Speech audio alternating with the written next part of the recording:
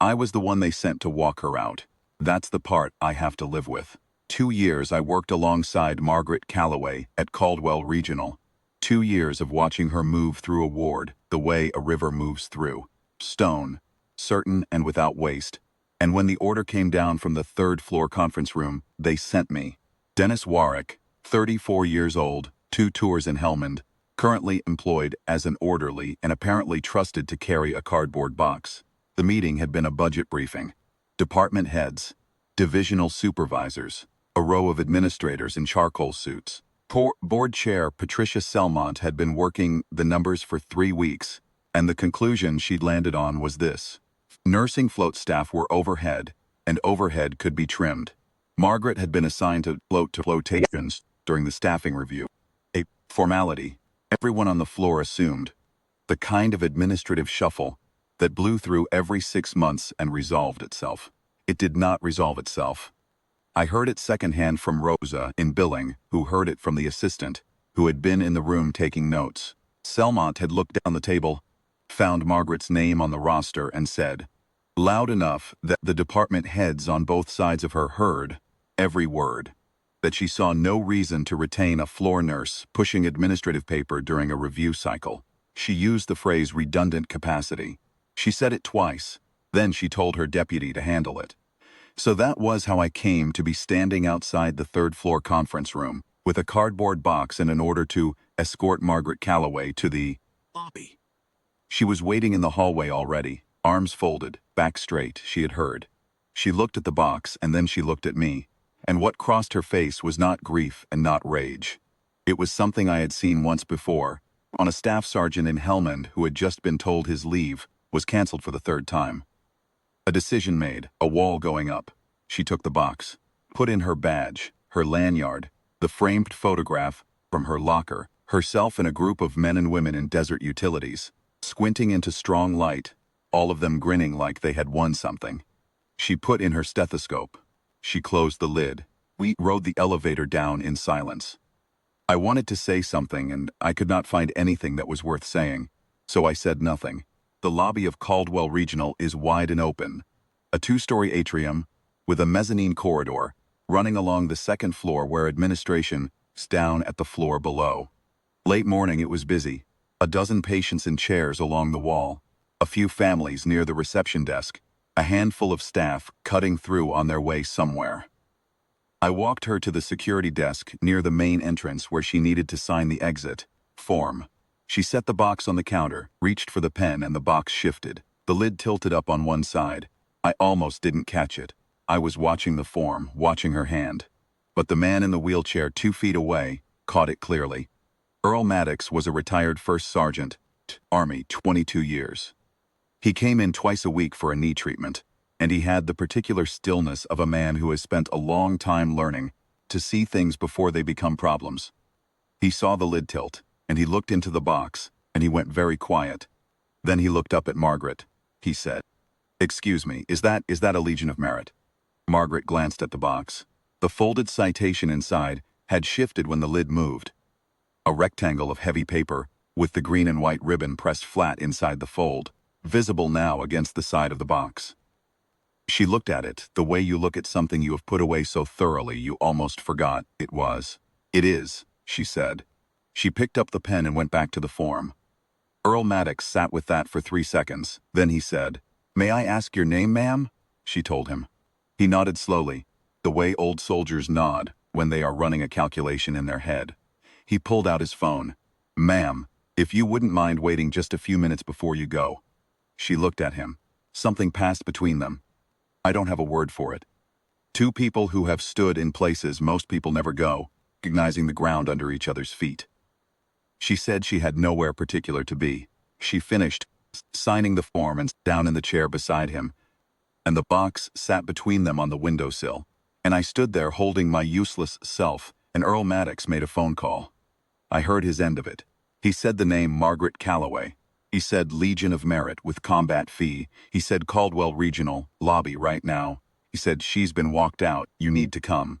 He hung up and folded his hands in his lap. "Who did you call?" I asked him. "Sergeant Major Prudhomme," he said. He was her battalion senior NCO, 3rd deployment. I served with him in 9. He paused. He's been at the armory about 11 miles from here for the past 8 months. He has people with him. I did not fully understand what that meant until 41 minutes later. I had stayed. I don't know why, exactly.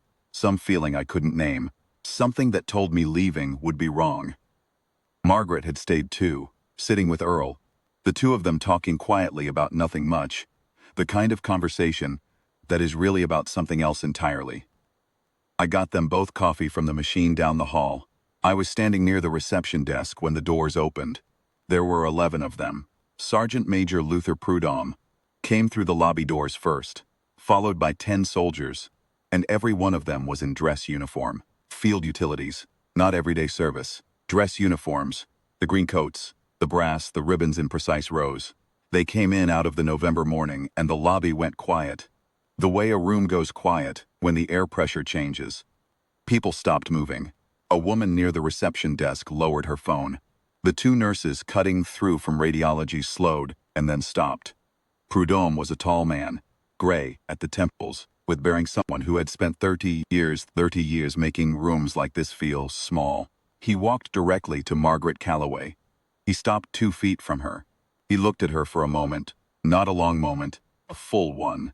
And then he came to attention and rendered a salute that was as precise and deliberate as anything I had seen since my own service.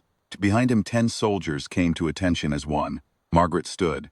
She did not salute back. She had signed her exit form. She was a civilian now, in this lobby at this hour. But she stood straight, and she looked at him directly, and she did not look away. "Major Calloway," Prudhomme said.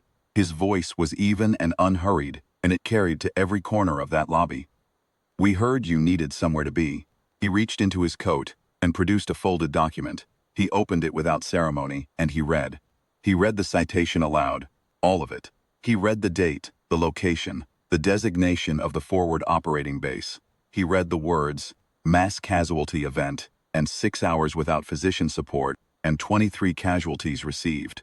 He read the number 19.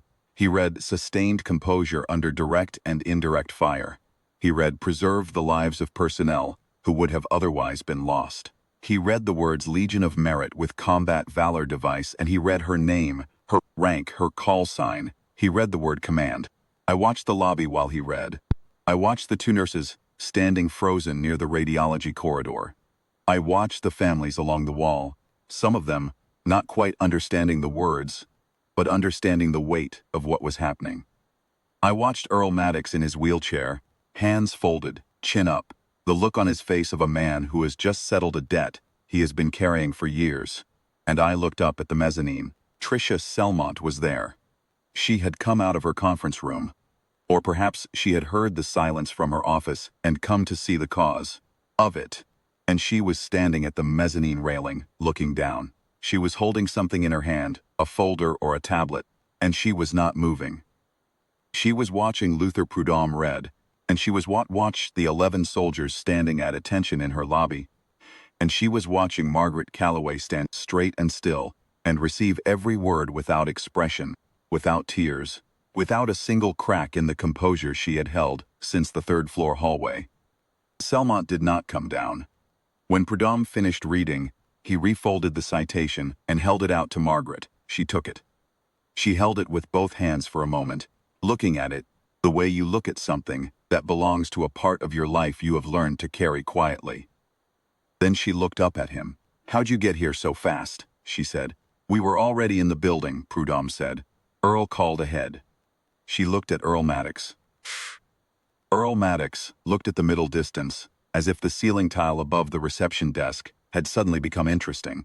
Margaret made a sound that was almost a laugh. The hospital administrator on duty, a man named Gerald Oakes, who had been standing near the desk for the past 6 minutes, with an expression of quiet reckoning, stepped forward then and said that he would need to make some calls. He said it quietly, and he said it to Margaret, and she nodded once and said she would wait. I carried the box back upstairs myself. It felt right that I was the one to do it. I have thought about that morning many times since, about the way a room can hold a wrong thing for weeks. The assumption, the dismissal, the phrase redundant capacity spoken in front of department heads, and then a single man can undo all of it. Not with anger, not with argument. With 11 men in dress uniform and one document read aloud by a man who drove 11 miles on a Tuesday morning because an old soldier in a lobby made one phone call. Margaret Calloway was back on the floor by the following Monday. I saw her in the corridor near the nurse's station, moving the way she always moved, certain and without waste. She didn't mention what had happened. She didn't need to. I still think about the way she stood when Prudhomme read the word command. Not proud, exactly, not relieved, just present, like a woman who has always known exactly what she is, and has long since stopped needing anyone else to know it too. That was enough. For her, it had always been enough. For the rest of us, it took 11 soldiers and a cardboard box.